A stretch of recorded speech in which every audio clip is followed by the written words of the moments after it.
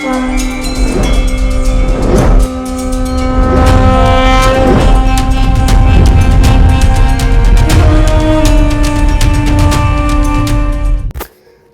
श्री सद्गुरुदेव की जय।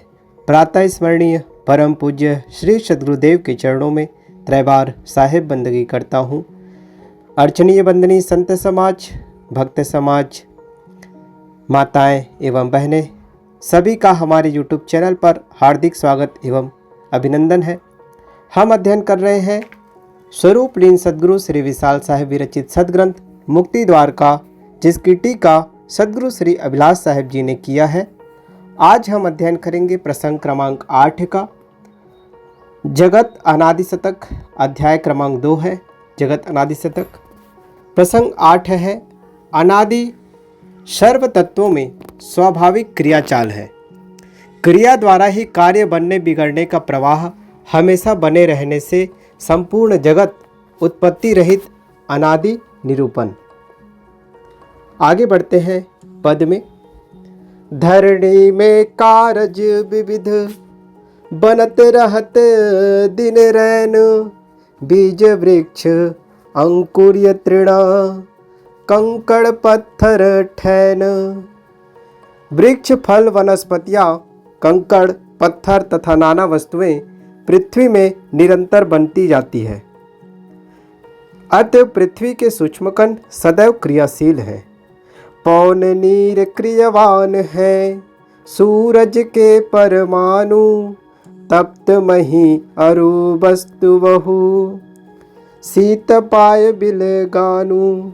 वातावरण का विस्तृत वायु, नदी, कूप, झरना, समुद्र आदि के जल निरंतर क्रियाशील है।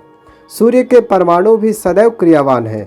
सूर्य किरणों से पृथ्वी तथा उस पर की नाना वस्तुएं दिन में गर्म हो जाती है और रात में सूर्य किरणों के अभाव से पृथ्वी एवं वस्तुएं शीतल होने लगती है और गर्मी अंश निकलने लगता है। नदी, नीर, झरना जहाँ चलते रहत दिन रात, कहूँ मंद कहूँ जोर है, कबहु न वायु निरांत। जहाँ नदी तथा झरना का जल है, रात दिन चलता रहता है। कभी मंद और कभी तेज वायु सदैव गतिशील बना रहता है। वह कभी भी नितांत शांत नहीं होता।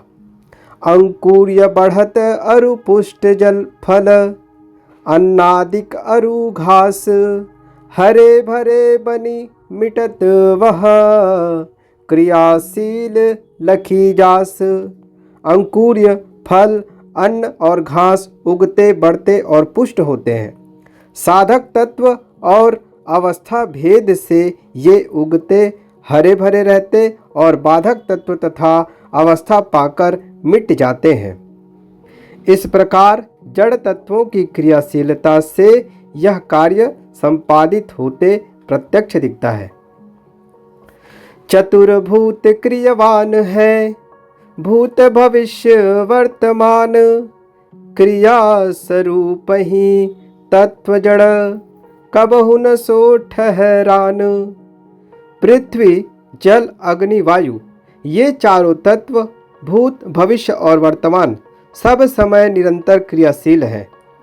जड़ तत्वों के स्वरूप में क्रिया अभिन्न है। ये कभी अचल नहीं हो सकते।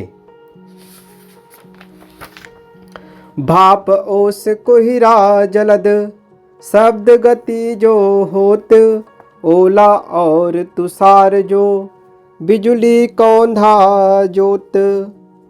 अन्य तत्व मिश्रित जल तत्व में क्रिया होकर भाप, ओस, कोहिरा और बादल बनना, बादल में घड़घड़ाहट की आवाज़ होना, बादल से पत्थर गिरना, पाला पड़ना, बिजली का कौंदना एवं लप लप करके प्रकाश फैलाना, यह सब चारों तत्वों के घट बढ़ सम्मिश्रण एवं क्रिया से होते रहते हैं। चंद्र, सूर्य, तारागण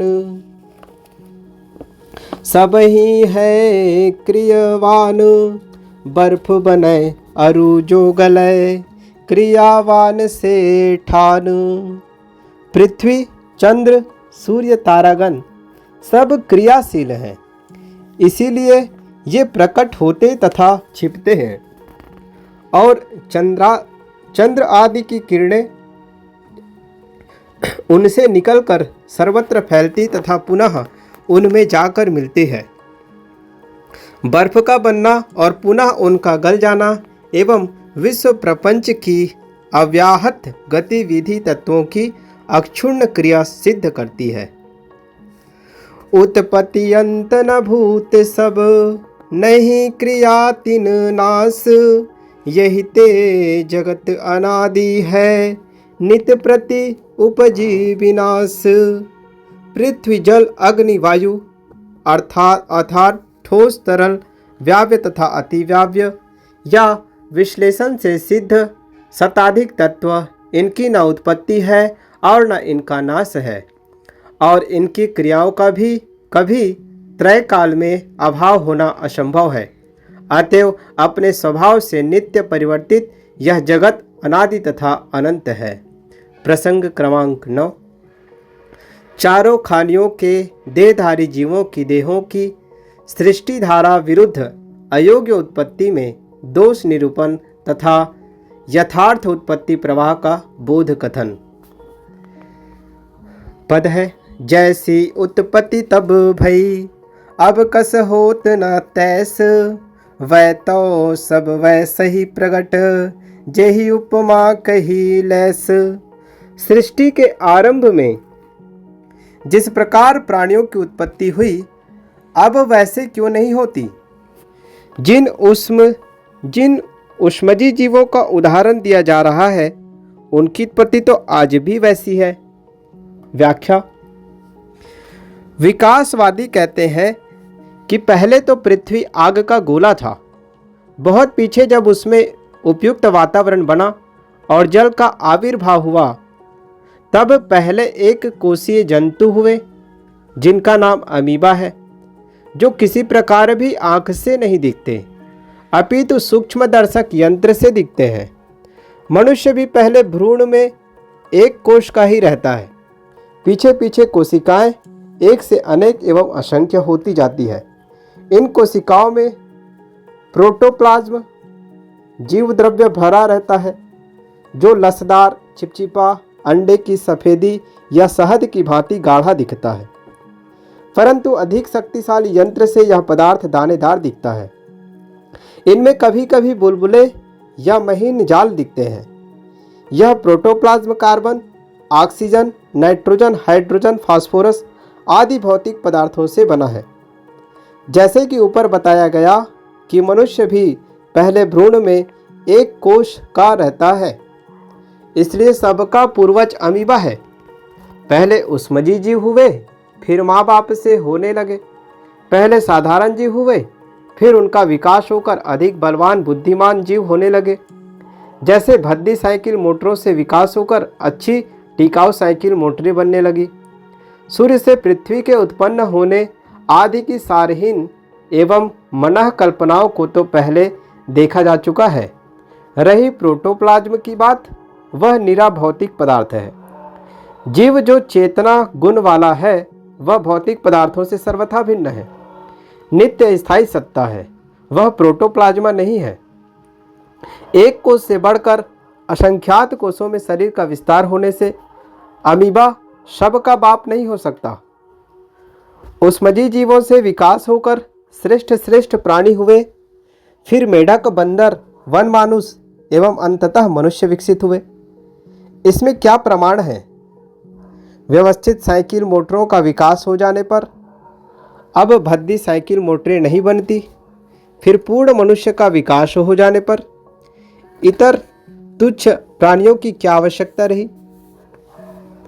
सभी प्राणियों के भ्रूणों एवं उनके शरीर के अंगों में कुछ साम्य होने से सबका विकास एक जैसे प्राणियों से मानना कहाँ तक उचित है? उष्मजी जीव आज भी बिना माँ बाप के योग्य भूमिका पाकर हो जाते हैं। फिर मनुष्य आदि की उत्पत्ति के लिए माता पिता की आवश्यकता क्यों पड़ी? कारण कौन न बदली वह, यह बदलियो तजी तीर, या तो ये वैसे ही बने, यावे तजय लकीर। क्या कारण है कि उसमझ खाने के जीवों का उत्पत्ति क्रम नहीं बदला और ये मनुष्य आदि खानियां अपना पूर्व क्रम छोड़कर माँ बाप से होने लगे। जब सब प्राणियों का प्रादुर्भाव एक ही जैसे प्राणी से है, तब तो यही होना चाहिए कि या तो मनुष्य बिना माँ बाप का होने लगे या उसमझी जीव अपना पुराना ढर्रा छोड़कर माँ बाप से ही पैदा होने लगे। ये जब दोनों होत नहीं एक तरह से देखी, तब तो तब हूँ भिन्न है उत्पत्ति दोन लेखी। जब उपयुक्त दोनों प्रकार के प्राणियों की उत्पत्ति एक प्रकार से नहीं होती दिखती, तब यह समझना चाहिए कि इन दोनों का उत्पत्ति क्रम सदा आज जैसा ही रहा है। व्याख्या। मच्छर, भुनगा, मछली, मेढक, बतख, बंदर, वन मानुष, मनुष्य आदि की उत्पत्ति जिस प्रकार योनिज आज हो रही है, वैसे सदा से होती रही है। उसमझी जीव से मेढक, बतख, बंदर, वन मानुष, मनुष्य का क्रमशः विकास मानना कल्पना की निरर्थक लंबी उड़ान है। जस उत्पत्ति अब देखियत तस माने नहीं चैन, बसन यथार्थ गवाए के धूम बसन निपलैन। हर खाने की उत्पत्ति जिस प्रकार वर्तमान में देखी जाती है, इसी प्रकार सदा से उत्पत्ति होती रही है, ऐसा मानने में मनुष्य को विश्रांति नहीं मिलती। यह तो वही बात हुई कि एक प्रमादी राजा ने जैसे यथार्थ वस्त्रों को छोड़कर धुआं का एवं निराकार वस्त्र पहना। व्याख्या। अधिकतम मनुष्यों को यह भ्रम है कि पहले यह सृष्टि किसी अवर्तमान से आई होगी, अनहोने से हुआ होगा, परंतु यह मनुष्य की सनक के अतिरिक्त कुछ नहीं है। इस सनक के कारण ही कोई कहता है कि ये प्राणी ब्रह्मा के आंसू से पैदा हुए, कोई कहता जवान जवान नर मादा पृथ्वी फोड़कर पहले पहल निकले, कोई कहता है निराकार ईश्वर ने इन्हें भेज दिया, कोई कहता है अन्य क्षुद्र प्राणियों से विकास होते हुए बंदर वन मनुष्य क्रमशः मनुष्य हो गए। जैसा सृष्टि क्रम आज है, वैसा मानने में इन्हें पता नहीं क्यों आनंद नहीं मिलता। जमीन में मिली हुई कुछ हड्डी गोडियों के आधार पर बेढंगी कल्पनाएं विकासवादी गढ़ते हैं और भौतिकवादियों को अपनी जगत संबंधी जिज्ञासा को संतुष्ट करने के लिए इसी में पनाह मिलता है। यह यथार्थ कपड़े छोड़कर निराकार कपड़े पहनना है। निराकार कपड़े की एक कहानी। एक राजा बड़ा प्रमादी था। उसने सोचा हमारे राज्य में रात को दिन तथा दिन को रात माना जाएगा। यह कानून घोषित कर दिया गया। रात में लोग दिन मानकर काम धंधा करने लगे और दिन को रात मानकर उसमें सोने लगे, तथा उसी समय नगर में पहरा होने लगा। दो मुसाफिर दोपहर के समय उस नगर में प्रवेश किए। वे देखे नगर सुनसान है, सब सो रहे हैं। क्या मामला है, बात समझ में नहीं आई। इतने में उन्हें दो सिपाही गश्त करते हुए मिल गए और उन्होंने कहा, तुम कैसे आदमी हो, आधी रात को नगर में घूम रहे हो? उन्होंने कहा, हुजूर यह तो दिन है, दोपहर है, रात कहाँ है? सिपाहियों ने डांटा और उन्हें राजा के सामने पेश किया। राजा ने उन्हें 6 महीने की कड़ी कैद की सजा दी। 1 महीना के बाद राजा ने घोषणा निकाली, मैं अब निराकार कपड़ा पहनूंगा, इसी में मेरी विशेषता होगी।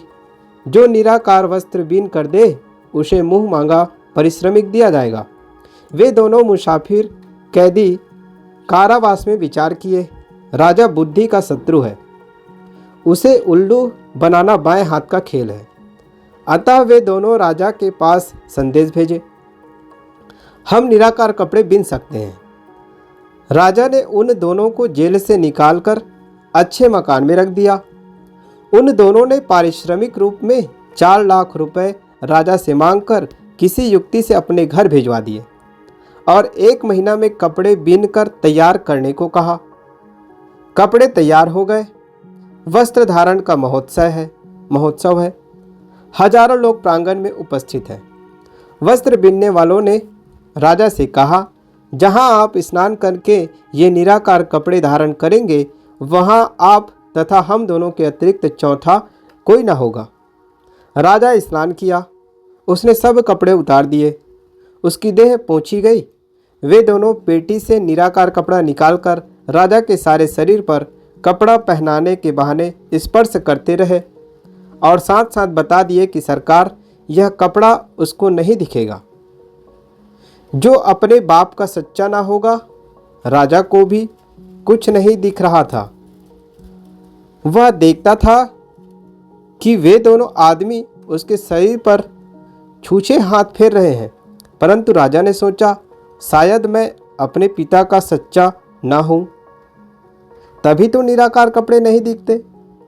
राजा रथ पर बैठा, सवारी चली, जुलूस निकला। इसी भीड़ में से वे दोनों बुनकर तो अपने पिंड छुड़ाकर भाग निकले।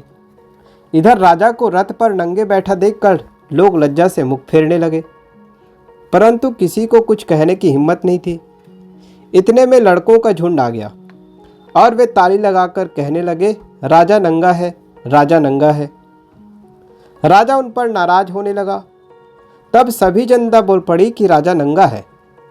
फिर राजा को अपनी नादानी जान पड़ी और वह यथार्थ कपड़ा पहन लिया। जगत का जो सृष्टि क्रम आज है, तो ये समझाने के लिए कहानी है।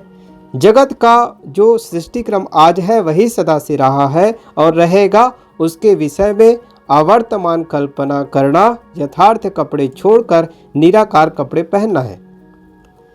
मन माने के फेर में जीव चले तजी साच, झूठे का पक्षी बने तजी सन्मुख की जाच। मन गढ़ंत कल्पनाओं के चक्कर में पड़कर मनुष्य सत्यता को छोड़ देता है और वर्तमान सृष्टि क्रम की परीक्षा न कर असत्य सिद्धांत का पक्षपाती बन जाता है। मकरोला की उत्पत्ति लखी, मनुष्य न चिन्ह बाप, निज तन उत्पत्ति तैस कही, बहुविधि करत प्रलाप। लकड़ी के घून या कीड़े को बिना माँ बाप के उत्पन्न होते देखकर यदि मनुष्य अपने माँ बाप को अस्वीकार करे और अपने शरीर की उत्पत्ति उसी कीड़ा सदृश अयोनिज बताकर मिथ्यावाद करे, तो उसके समाधान का क्या उपाय है। मात पिता से प्राप्त तन, जिन खानिन में होत, कबो न होवै ताहि तजी, सदा अनादि सोत। अतएव मनुष्य, पशु पक्षी आदि जिन खानियों में माता पिता के बिना शरीर की रचना वर्तमान में नहीं होती, उसकी रचना कभी भी माता पिता के बिना नहीं हुई है।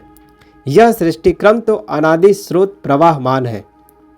उस मज खानी जीव जो, देह धरत अब जैस, तैसे ही सदा प्रवाह यह, सत्य प्रत्यक्ष हितैस। उसमज खानी के जीव जो बिना माँ बाप के शरीर धारण करते हैं, इनका सृष्टि प्रवाह सदा इसी प्रकार रहा है। यही सत्य, प्रत्यक्ष और हितैषी बातें हैं। अगला प्रसंग क्रमांक 10। प्रसंग क्रमांक 10। जगत अनादि रहने की सर्वयोग्यता का कभी अभाव न होने से प्रवाह रूप जगत अनादि निरूपण। आरंभवाद झूठा लखो, बीज वृक्ष के न्याय, एक छोड़ के एक की उत्पत्ति नहीं देखाए। प्रथम जगत को सर्वथा अनुपस्थित मानकर एक परमाणु दूसरे में मिलकर द्वैनुक, तीसरे में मिलकर त्रैनुक, इस प्रकार क्रमशः सृष्टि की उत्पत्ति मानना आरंभवाद है। परंतु यहाँ आरंभवाद का अर्थ है किसी प्रकार भी इस बृहत सृष्टि का कहीं से निर्माण या शुरू होना मानना। यह धारणा इसलिए गलत है कि बीज से वृक्ष तथा वृक्ष से बीज सदैव होते आए हैं। एक के बिना दूसरे की उत्पत्ति संभव ही नहीं है। अतएव सृष्टि नित्य, अनादि तथा अनंत है। नारी पुरुष बिन सृष्टि कहाँ, परंपरा से शोध, प्रथम बिना पितु मातु के, कब कस पर विरोध। पूर्व क्रम से शोधन करके देखो, बिना स्त्री पुरुष का जोड़ा हुए योनिज खानियों में सृष्टि की उत्पत्ति कहाँ संभव है? यदि पहले बिना स्त्री पुरुष के ही बच्चे हो गए, तब अब उसमें क्या विरोध हो गया जो वैसा नहीं होता? जिन कारण अब होत नहीं, सोई कारण से तव्य, उत्पत्ति रहित अनादि जग, तिनी काल लखतव्य। जिन कारणों से आज माता पिता के बिना योनि सृष्टि के प्राणी नहीं पैदा होते, उन्हीं कारणों से पहले पहले भी नहीं पैदा हुए। यह जड़ चेतनात्मक सृष्टि नवीन उत्पत्ति रहित अनादि अनंत एवं भूत भविष्य वर्तमान तीनों काल में एक समान है। मारत ढीला वृक्ष में फलन देखी करी होश, वैसे ही मारे वृक्ष तजी, पटतर करे कैसे तोस। एक व्यक्ति वृक्षों में फलों को देखकर उनको गिराने के लिए उन पर पत्थर मारता है, दूसरा व्यक्ति शून्य में पत्थर मारता है, फिर दोनों को एक समान संतोषजनक फल कैसे मिलेगा? उस मज खानी होए जहाँ, जही कारण से देह, ताही छोड़ी कस होए नहीं, परे विरोधी खेह। जिन कारणों से, जिन भूमिकाओं में उसमज खानी के प्राणियों की देहें पैदा होती है, उन कारणों एवं भूमिकाओं को छोड़कर उनकी उत्पत्ति क्यों नहीं होती? क्योंकि वही अनादि नियम है। यदि विरोधी कारण उपस्थित हो जाए तो उन खानियों का विनाश ही हो जाता है, जैसे आग पड़ जाने पर वस्तु जल जाती है।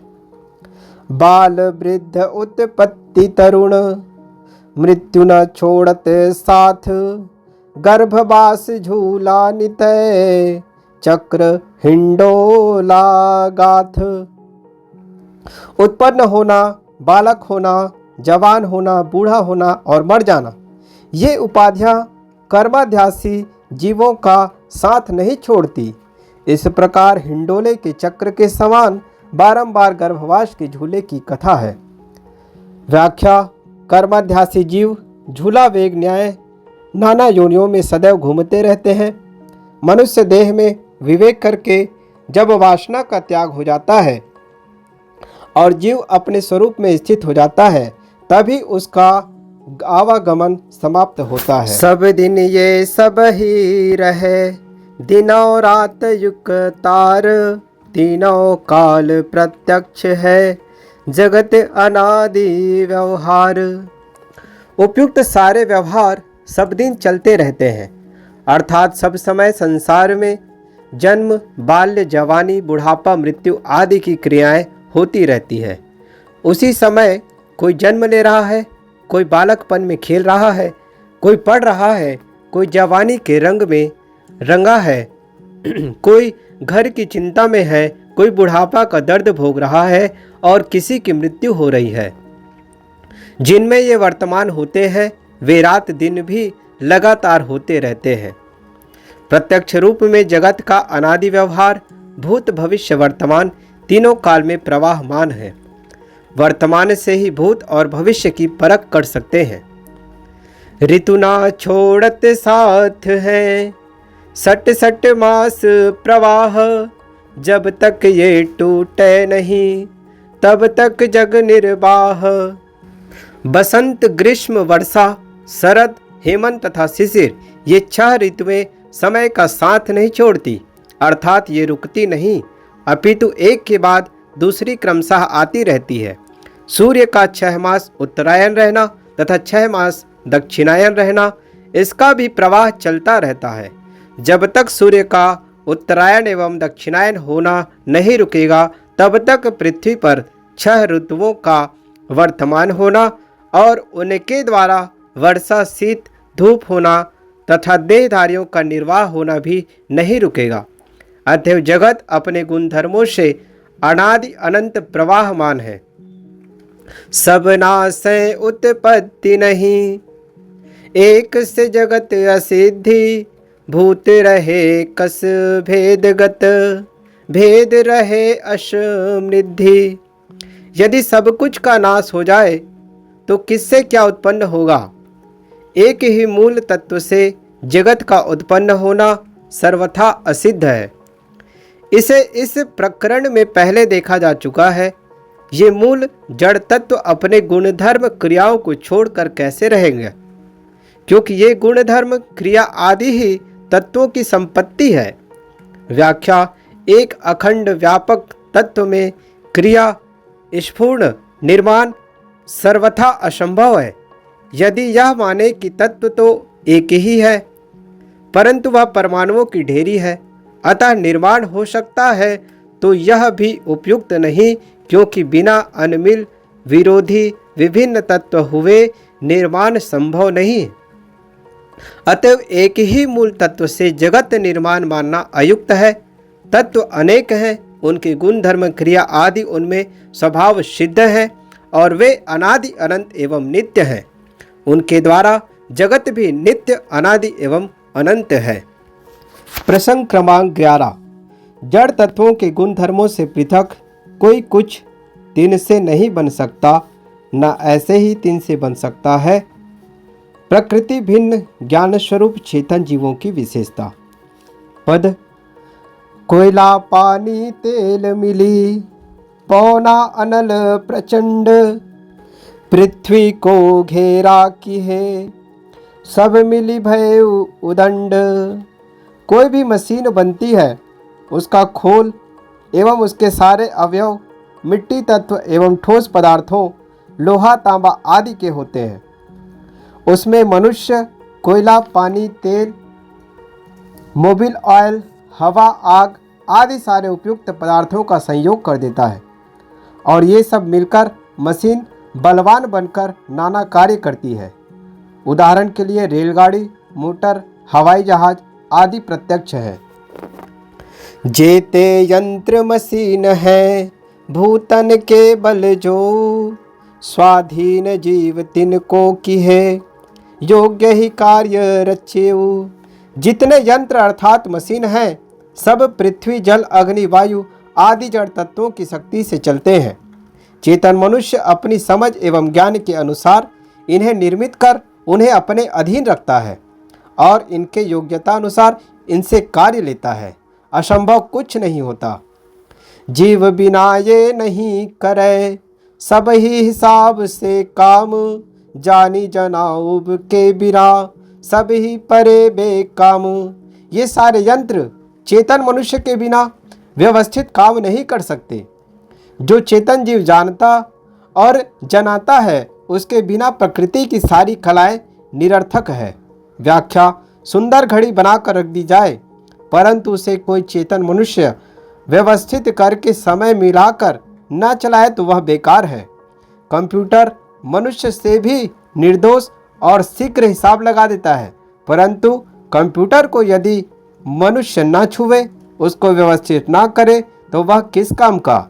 रेलगाड़ी को समय से छोड़ना, दूसरी दिशा में ले जाने के लिए उसका पॉइंट बदलना, लेट होने पर उसकी सूचना अगले स्टेशनों पर भेजना, ज़्यादा लेट जानकर उसकी गति में तीव्रता करके दूरी को कवर करना, सामने रेल की पटरी पर किसी मनुष्य या पशु को देखकर सीटी बजाकर उसे सावधान करना आदि चेतन मनुष्य के बिना केवल जड़ यंत्र कैसे कर सकता है।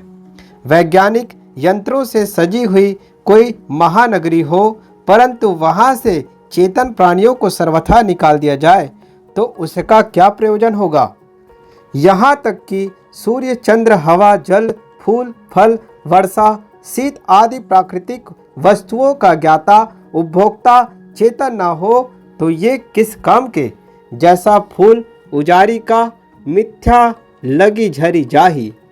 चेतन ही दृष्टा और भोक्ता है, जड़ दृश्य और भोग्य है। अतएव स्वतंत्र चेतन के बिना सारे जड़ साज निरर्थक है।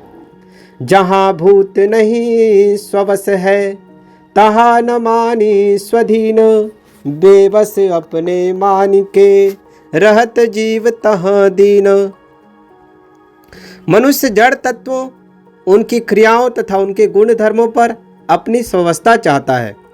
वह थोड़े अंशों पर स्वस्थता पा भी लेता है, परंतु जितने क्षेत्रों पर अपने वश में नहीं कर पाता, उन्हें अपनी शक्ति के बाहर मानकर अपनी लाचारी का अनुभव करता है। व्याख्या: चेतन जीव देहोपाधि से जड़ प्रकृति का दृष्टा एवं भोक्ता है और ज्ञान विज्ञान की क्षमता बढ़ाकर उस पर अपनी आंशिक स्वावस्था भी प्राप्त कर लेता है, परंतु उस पर पूर्ण स्वावस्था मनुष्य की नहीं हो सकती, क्योंकि प्रकृति अपने गुणधर्मों से सर्वथा स्वतंत्र तथा नित्य क्रियाशील है। वह चेतन से सर्वथा स्वतंत्र, नित्य, सत्तावान एवं क्रियावान है, परंतु यह अवश्य है कि मही सबिता वातावरण नदी सिंधु सरकूप जानी जनाउब हीन सब जड़ गुण धर्म को रूप। पृथ्वी, सूर्य, वातावरण, नदी, समुद्र, तालाब, कुएं आदि न अपने को जानते हैं न दूसरे को, इसलिए उनका दूसरे को जानना स्वाभाविक असंभव है। इनके गुणधर्म जड़ रूप हैं, क्योंकि ये सर्वथा जड़ हैं। संयोगिक सब ही कार्य में चौभूतन के चिन्ह तिनको छोड़िना और कछु कतहु भयो अलिन्ह। जितने जड़ कार्य पदार्थ हैं सब पृथ्वी, जल, अग्नि, वायु जड़ तत्वों के संयोग से बने हैं, इसलिए समस्त कार्य पदार्थों में जड़ तत्वों के ही लक्षण दिखते हैं। इन चार जड़ तत्वों के लक्षणों को छोड़कर कोई भी कार्य पदार्थ पृथक नहीं है। व्याख्या: जहाँ तक पांच विषय के कार्य पदार्थ दिखते हैं सब जड़ तत्वों से निर्मित हैं, इसलिए उनमें जड़ तत्वों के ही गुण लक्षण दिखाई पड़ते हैं। अतएव संयोगवाद झूठा सकल और न तीन में धर्म, स्वतंत्र जीव का धर्म है ज्ञान पृथक ही मर्म। जहाँ तक ऐसी बातें कही जाती है कि जड़ तत्वों के संयोग से चेतना बन जाती है, सर्वथा असत्य है, क्योंकि जड़ तत्वों में जड़ गुणधर्मों के अतिरिक्त चेतना के लक्षण है ही नहीं। अतएव जब मूल जड़ तत्वों में चेतन के गुणधर्म नहीं है, तब उनके कार्यों में चेतन कैसे आ जाएगा? कार्यों में चेतनता कैसे आ जाएगी? जब जीव का चेतन धर्म तो जड़ से सर्वथा पृथक एवं स्वतंत्र है, अतः ज्ञान द्रव्य जीव जड़ से पृथक वस्तु है। यह जड़ चेतन की पृथकता का रहस्य है। व्याख्या: भौतिकवादी कहते हैं कि जड़ प्रकृति प्राथमिक और चेतना गौण है। कहना चाहिए जड़ तत्वों का गुणात्मक परिवर्तन चेतना है। इसके विपरीत भावनावादी एवं ब्रह्मवादी कहते हैं कि चेतना प्राथमिक और जड़ तत्व गौण है, अर्थात चेतन से ही जड़ प्रकृति की उत्पत्ति है। उपयुक्त दोनों विचार जड़ चेतन के भेद को न समझने से उत्पन्न हुए हैं। जब यह बात ठीक से समझ में आ जाएगी कि जड़ चेतन सर्वथा भिन्न धर्मी एक दूसरे से सर्वथा स्वतंत्र हैं, तब एक का दूसरे से उत्पन्न होने का भ्रम समाप्त हो जाएगा। जड़ अपने आप में स्वतंत्र है, चेतन अपने आप में स्वतंत्र है। गुण धर्मन के अंदरे सब भूतन के कार्य, पेट चीर पपील का सूरज बच्चा नार्य। शब्द, स्पर्श, रूप, रस, गंध, इन पांच विषयों और शीत उष्ण कोमल कठोर, इन चार जड़ धर्मों के भीतर समस्त जड़ तत्वों के कार्य पदार्थ हैं। मूल तत्व जड़ है तो उनके कार्यों में जड़ता के अतिरिक्त कुछ नहीं हो सकता।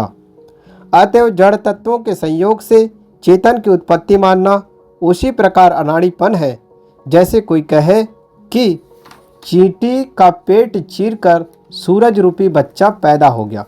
दिन ही अंधेरा जीव के सुखाद्यास भ्रम रैन, बिन पारख गुरु ज्ञान के कौन हरे तम ऐन।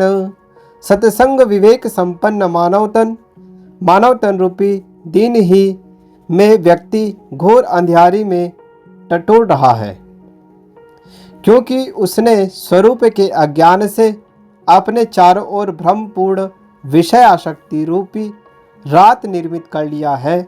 यथार्थ सद्गुरु के पारख ज्ञान बिना यह पथ का अंधकार कौन दूर करेगा। यावत जड़ सब शून्य है, ज्ञान प्रकाश विहीन, ज्ञान प्रकाश है जीव का, जान जनाए अलीन। पृथ्वी, जल, अग्नि, वायु अथवा ऑक्सीजन, हाइड्रोजन आदि शताधिक जड़ तत्व या उनसे निर्मित असंख्य कार्य पदार्थ, शरीर, मस्तिष्क, हृदय, यंत्र आदि सब जड़ है, चेतना से शून्य है और ज्ञान प्रकाश से सर्वथा रहित है। ज्ञान प्रकाश तो केवल अविनाशी जीव का धर्म है, जो देह इंद्रियों संघात से वस्तुओं को जानकर तथा दूसरे जीवों को जनाकर सारी जड़ प्रकृति से सर्वथा पृथक रहता है। इत उतलय भागवत जय, मर्म लखय सदग्रंथ, हुए भर्म दुख नाश ते ही, पावे जीव सुपंथ। सत्संग एवं सदग्रंथ की इधर उधर की एक आध बातें लेकर भागते रहना और मिथ्या कुतर्क करते फिरना, इस स्वभाव को छोड़ दें। सदग्रंथों का मनन पूर्वक अध्ययन करें और विवेकी संतों से सत्संग करें, तब उसके भ्रम जनित दुखों का नाश होता है और जीव कल्याण पथ पाता है। व्याख्या: कितने लोगों की ऐसी आदत होती है कि वे सदग्रंथों को उलट पुलट कर उनमें से एकाध अपने मन की बातें ले लेते हैं और उसको लेकर कुतर्क करते फिरते हैं। ऐसे लोगों को कब सत्य बोध होने लगा? यथार्थ बोध के लिए तो गहराई से अध्ययन मनन चिंतन करने की आवश्यकता है।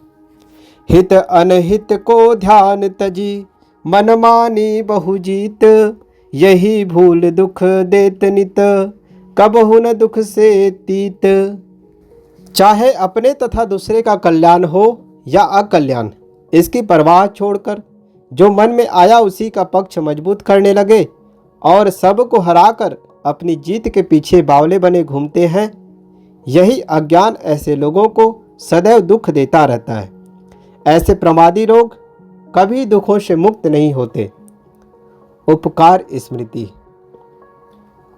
जग उत्पत्ति संशय समन, सरल न्याय दली भरम, पारख बोध कबीर का, गहो विशाल जो परम। सद्गुरु कबीर के पारक सिद्धांत का मनन करने से उसके कारण कार्य एवं जड़ चेतन के गुण धर्मों के सरल सीधे निर्णय से जगत की उत्पत्ति के संदेह का सर्वथा समन हो गया और नाना मतों द्वारा उपस्थित किए गए सृष्टि उत्पत्ति क्रम की भ्रांति उड़ गई। अतएव हे विशालदास, तुम सद्गुरु कबीर के सर्वोच्च पारख बोध को पूर्णतः ग्रहण करो। व्याख्या: सद्गुरु विशाल देव सद्गुरु कबीर के पारक सिद्धांत की सर्वोच्चता का स्मरण करके यहाँ गदगद हो जाते हैं। वे अपने आप को कहते हैं कि तुम सद्गुरु के पारक बोध को जी जान से धारण करो, क्योंकि यही समस्त भ्रांतियों का अंत है।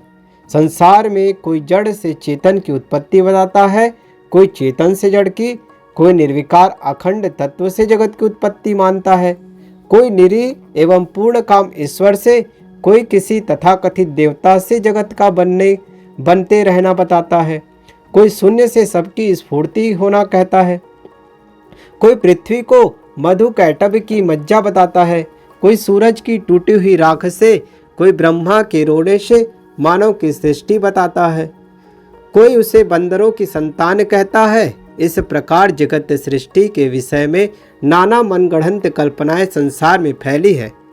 सद्गुरु कबीर के पारक सिद्धांत में इसका सहज समाधान है। जड़ तत्व चाहे पृथ्वी जल अग्नि वायु कहो, और चाहे ठोस तरल व्याव्य तथा अति व्याव्य, और चाहे ऑक्सीजन नाइट्रोजन आदि 100 से अधिक शताधिक, सब सर्वथा जड़ है और अनादि अनंत है। ये न कभी पैदा हुए हैं न नष्ट होंगे। इनसे सर्वथा भिन्न असंख्य चेतन जीव हैं, जो अजर अमर अखंड अनादि तथा अनंत है, व्याप्य व्यापक रहित है। अतः इनकी भी उत्पत्ति तथा विनाश नहीं। इन जड़ तत्वों के स्वाभाविक गुण धर्मों से जड़ात्मक सृष्टि प्रवाह रूप अनादि अनंत है। असंख्य चेतन वासनावश अनादि से देह धरते छोड़ते और इस प्रकार जड़ चेतनात्मक सृष्टि को वर्तमान करते आ रहे हैं। स्वरूप ज्ञान पूर्वक जिन जीवों की नर देह में जड़ वासना निवृत्ति हो जाएगी, वे जीवन मुक्त होकर शरीरांत में विदेह मुक्त हो जाएंगे। शेष सब जीव पुनर्जन्म को प्राप्त होते रहेंगे। इस प्रकार यह जड़ चेतन युक्त सृष्टि अनादि है। संसार अपने गुण धर्मों से नित्य है। जड़ चेतन तो नित्य पदार्थ है ही, उनको तो बनाना नहीं है। अन्य सृष्टि उन्हीं अनादि पदार्थों के गुण धर्मों से प्रवाह रूप बन बिगड़ रही है। फिर इसके लिए अदृश्य अवर्तमान कारणकर्ता की कल्पनाएं करने की क्या आवश्यकता। अतएव जड़ चेतन तथा जगत प्रपंच अनादि अनंत है। जड़ चेतन की शक्ति दो पृथक पृथक अति जोर, निर्णय करी गुरुदेव ते ही मेटी भरम झकझोर। जड़ और चेतन ये सर्वथा पृथक पृथक है और दोनों की अपनी अपनी अत्यंत प्रबल शक्ति है। गुरुदेव ने इसका विधिवत निर्णय करके मन को डामाडोल करने वाले भ्रम का अंत कर दिया।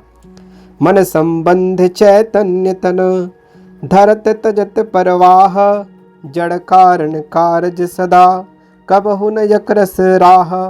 ये असंख्य अविनाशी चेतन जीव जड़ वासनाओं एवं मन की उपाधि से अनादि काल से प्रवाह रूप नाना शरीर धारण करते आ रहे हैं और जड़ तत्व सदैव कारण और कार्य रूप में वर्तमान करते हैं। जड़ कारण कार्य पदार्थ निरंतर क्रियाशील हैं, इसलिए वे कभी एकरस एवं स्थिर नहीं रहते। व्याख्या सृष्टि दो है, जड़ चेतनात्मक तथा केवल जड़ात्मक। मनुष्य पशु पक्षी कृमि आदि खालियों की देहें तथा इन चेतन प्राणियों की रचनाएं घड़ा घर यंत्र पट पुस्तक आदि चेतना द्वारा रचित सृष्टि जड़ चेतनात्मक सृष्टि है। दूसरी केवल जड़ात्मक सृष्टि है। नदी झरना समुद्र तरंग बर्फ पर्वत वृक्ष लता पत्थर कंकर बिजली गैस छह ऋतुएं वर्षा ठंडी गर्मी आदि जड़ात्मक सृष्टि है। समस्त सृष्टि में सर्वत्र पदार्थ और गति विद्यमान है, इसलिए इनका प्रवाह अनादि अनंत है। हाँ, चेतन नर देह में बोध द्वारा वासना त्याग कर शांत एवं मुक्त हो सकता है। इस प्रकार जगत अनादि शतक समाप्त हुआ। फल रूप छंद इस प्रकार है। सद्गुरु कृपा करी जो कहे हैं, वह सुधा वच पान कर। छूटे अविद्या ग्रंथि तब हो दिव्य पारख ध्यान धर। जड़ देह की आसक्ति तज हो तृप्त शांत महानवर। इस दृश्य गोचर जाल में भूले ना दुख पिछान कर। अंत में चौपाई। भ्रम मत वंचक के तजी ऐना, पारख गुरु के सुने सुबैना। पक्ष रहित ठहरे सुख चैना, अभय अशंक स्वपद के ठैना। अभय अशंक स्वपद के ठैना। बोलिए श्री सद्गुरुदेव की जय। बहुत बहुत धन्यवाद। आप सभी हमारे चैनल पर नए हैं तो प्लीज़ इसे सब्सक्राइब करें और इस वीडियो को ज़्यादा से ज़्यादा शेयर करें, लाइक करें, कमेंट करें। धन्यवाद।